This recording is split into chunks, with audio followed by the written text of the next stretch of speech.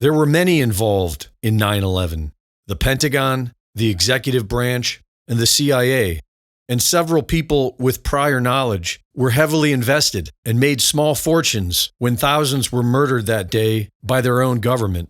And then there was Israel. The dancing Israelis, who posed for pictures in front of the burning towers, told the FBI that Israel now has hope that the world will understand us. The news media caught the same sentiment from a smiling Israeli girl on 9/11. Well, big catastrophe, and I'm Israeli, and I hope that now people understand what we have to deal with, the kind of people that we're dealing with on a day-to-day basis. Over 100 Israelis were arrested after 9/11. They were trained in military intelligence and explosives, posing as art students with fake IDs and infiltrating government buildings.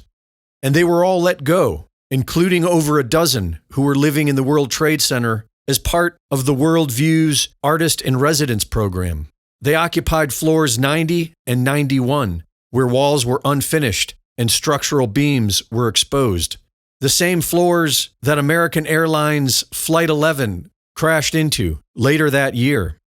The U.S. government response to 9/11 was to destabilize the Middle East and to start viewing the American people as domestic terrorists.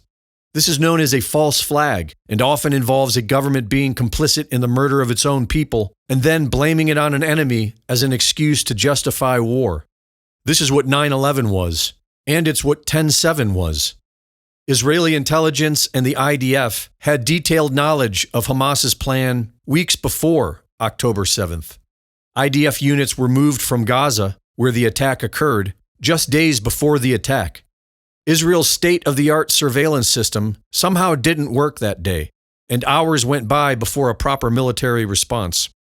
Every terrorist cell we know of seems to be associated with the CIA, Mossad, and MI6.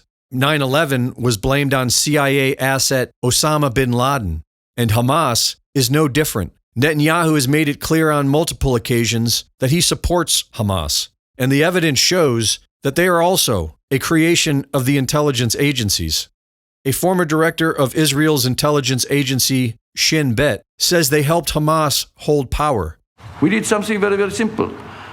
We did everything in order to make sure that Hamas will go on controlling Gaza, and Palestinian Authority will control the West Bank, so they will fight each other.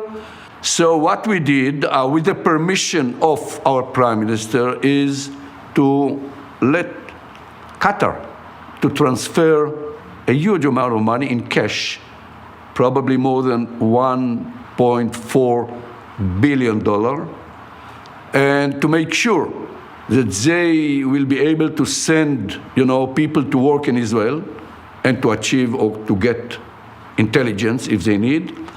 By doing it, we increase the power of Hamas. And a former prime minister of Israel confirms this. So are you saying Benjamin Netanyahu deliberately boosted Hamas to try to prevent a Palestinian state? Yeah, sure. He deliberately and systematically even told, is on record, whoever wants to avoid the threat of a two-state solution has to support my policy of paying protection money to the Hamas. Having helped to build up Hamas, Netanyahu has now vowed to destroy it. Greg Reese reporting.